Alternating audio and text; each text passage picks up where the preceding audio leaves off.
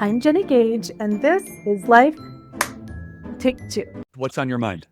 So I've just been listening to you for a really long time, and I know you have really strong opinions on college, and I really agree with all of them. But as I don't really have a plan for my life in the future right now, and as I head into college and just life in general, I was wondering how I could go about finding a godly man. Well, great question. What is the most important thing for you? Would it be career or building a family? Building a family. Great. If it's your top priority, then you should go into college with the intent of the MRS degree. Now, people laugh all the time, which is, of course, finding a husband. And people laugh all the time. I say, that's a great reason to go to college if that is your top priority. There are a lot of godly men if you go to any SEC school. So if that is your top priority, go into college with the say, hey, I'm trying to find a husband here. That's okay. Actually, that's not a scam.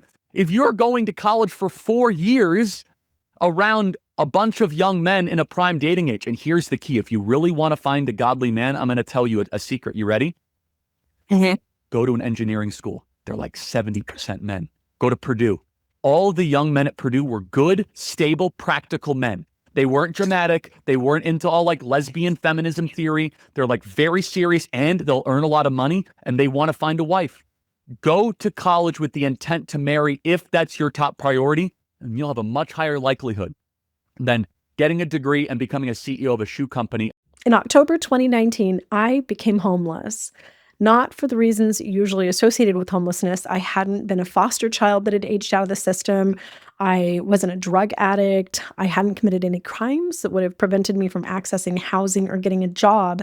Nope, I alternated between tent camping, sleeping in my car, couch surfing, bouncing around between a couple of motels whenever I had a little bit of money, and occasionally staying in the bedroom that my new boyfriend, Kevin, was renting from a friend when his kids weren't with him because of biblical marriage.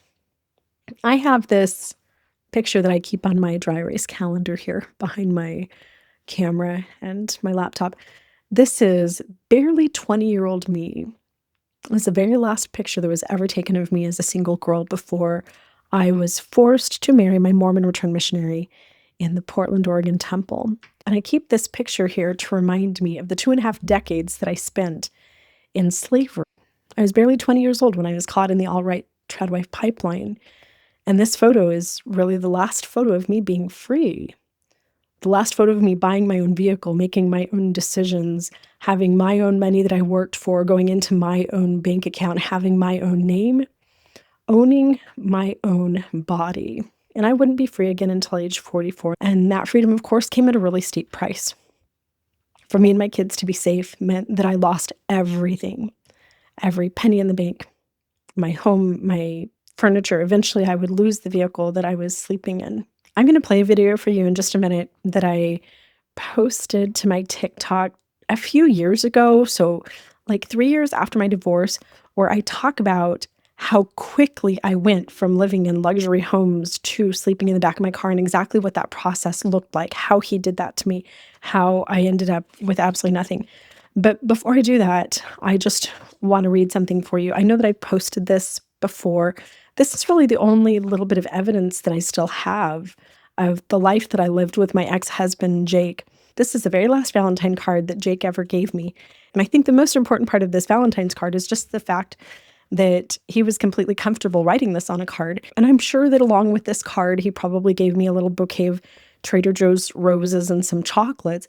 And we probably hugged and went out to dinner. I probably went home that night and slept with him, when what I should have done is run for my life, run for my safety. So first, let me read the card. I'm going to hold this up too so that you can screenshot it and read the entire thing on your own if you'd like to. Jenny, I'm sorry I cheated on you. This is right after I had discovered his double life, that in addition to being an abuser, he'd been cheating on me over 100 affairs. Sorry I cheated on you. I lied and deceived. I've withdrawn love our entire lives. I've hurt you deep. You suffer at my hand. I've destroyed your innocent nature. I failed as a husband. I didn't offer security you needed. I caused major damage to our family. I've worked against you. I didn't recognize you as my equal partner. Isn't this so weird? Happy Valentine's Day. This is just Jake. What's really sad about this is that this was so normal that I didn't think it was weird until after our divorce, as I was digging through some boxes and pulled this out. And Kevin found this and read it and was in shock. And then reading it now, I'm in shock too, but this was just my normal. This wasn't extraordinary to me in any way. Your needs have gone unmet for years. Most of all, you endure pain and torment with me. I don't feel empathy, which leaves you all alone, insecure and alone. This is where I failed most as your husband. I will always be forever deeply sorry. And I think that it is also noteworthy that he was not forever deeply sorry. Just from February until October of that year, what is that, 8 months? 8 months later, I caught him picking up a 19-year-old sex worker. So he was only actually sorry on paper. Here's what's crazy about this. Because of that biblical marriage, because this 19-year-old girl had given up college and any hope of a career, credit, a bank account of her own, and had been completely reliant on her provider husband as his submissive little alt-right, conservative, Christian trad wifey. This girl made sure that the woman who received this card had no way to run and nowhere to go. Did I love this man? Abso-fucking-lutely not. I was terrified of him. I'm still terrified of him. I have never yet met a person on the face of the earth who terrifies me more than my ex-husband, Jake. And I could not pack my bags and say goodbye because I was completely, utterly dependent on him. And when I finally did, I lost everything. This week I've done a couple of interviews, one of them with Vanity Fair. I knew was coming out soon here, about what I think about the trad wife life, being a submissive wife, and everything that the alt-right community pushes on women. And my answer is absolutely always the same. A man is not a plan. Men need to stop being our financial ticket to independence. It's time that we undid the societal expectation of financial enmeshment. If I had had a job of my own, I would have ripped this card up, thrown it in his face, and walked out the door. And I would not know all the best parking lots to spend the night in. So here's my video on the sequence of events that led up to my homelessness. I had somebody ask me this week to talk about how I actually became homeless during my divorce, because I've never really told the story. So I kicked my Mormon husband of 24 years out after catching him picking up a 19-year-old prostitute in 2018, after 24 years of domestic violence and cheating and just an absolute nightmare. I had been a stay-at-home mom for most of that 24 years, and I did have at the time of our divorce a small job with our windshield company, which he fired me from, leaving me with absolutely no income.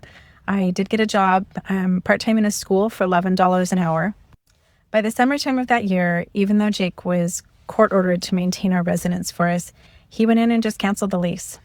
I had never existed financially on my own. Like, I had never been on any of our homes or cars or anything. And I wasn't even on our own condo. So I went into the office one day and they told me that we had to move out because there was a new family moving in, like, that weekend.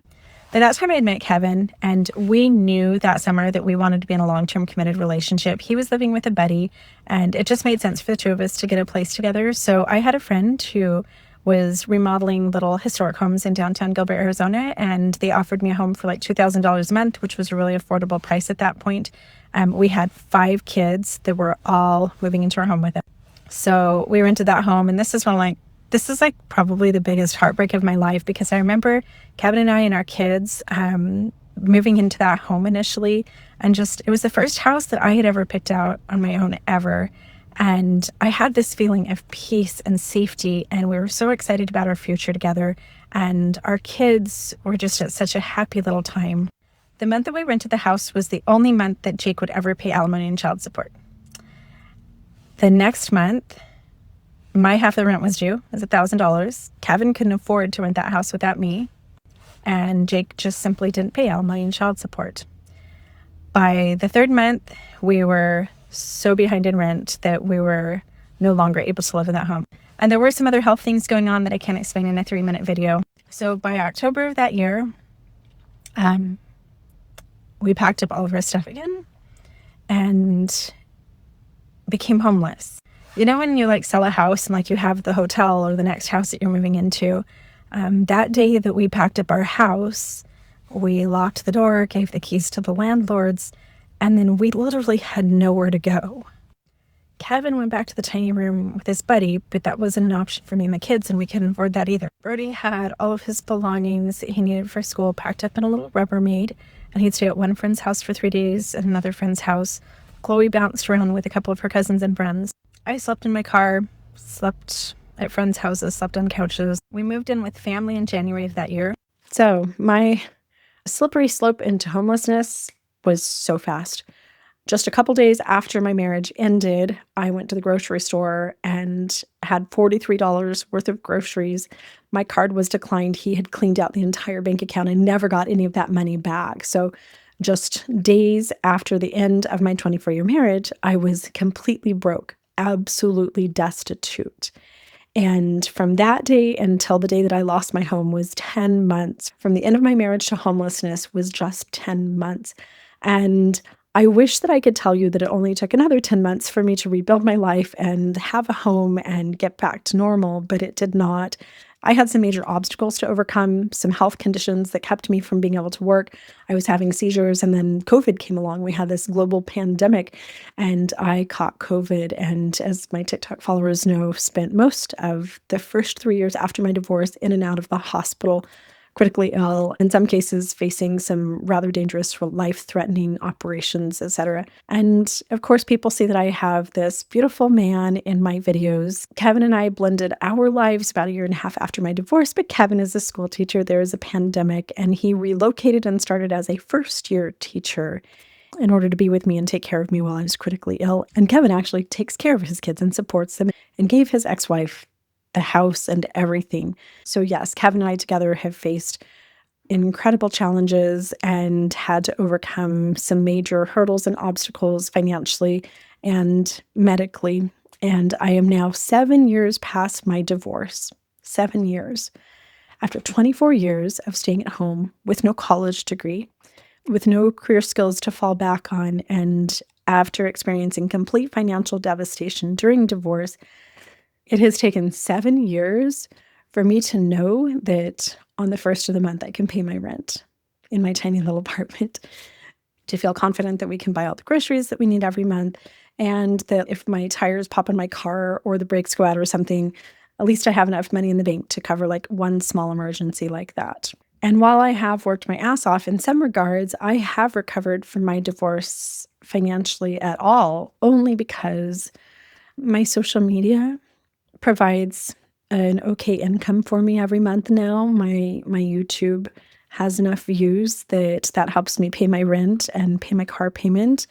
And I was lucky to have a family member who let me move into his guest house for an affordable rent. That ended up being a terrible situation, and in the end, we kind of got screwed, but it gave us a place to live for a while. Not everybody has that.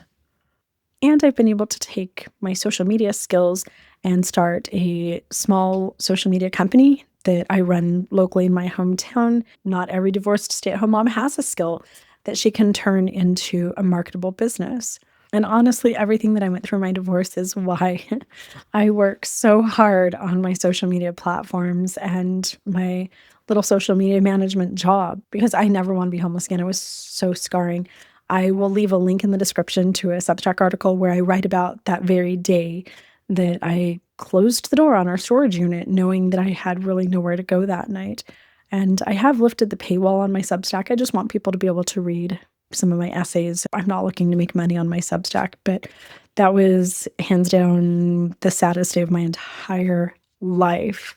There is nothing that I have been through that was more painful than not having bedrooms to walk my kids down the hallway to at bedtime, not being in the same home as my kids at bedtime.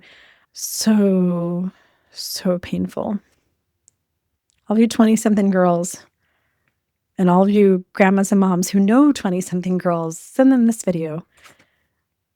No adult human being should ever be financially dependent on another adult human being. A man is not a plan. He can be your boyfriend, your husband, your fiance, your lover. He can be whatever you want him to be, but he is not your financial security net. Not ever. And for all you mamas out there that are doing it all, that are working and raising the kids and showing up for your partners and the people around you and thinking it's hard, it is. Now, that's what I do every day, and it is 1,000 times harder to be a full-time working mom than it ever was to be a trad wife. Trad wife life was easy compared to this. But the little bit of security that me and my kiddos have is so worth it. Anyway, I'll be hanging out in the comments. I'd love to hear what you think. Bye.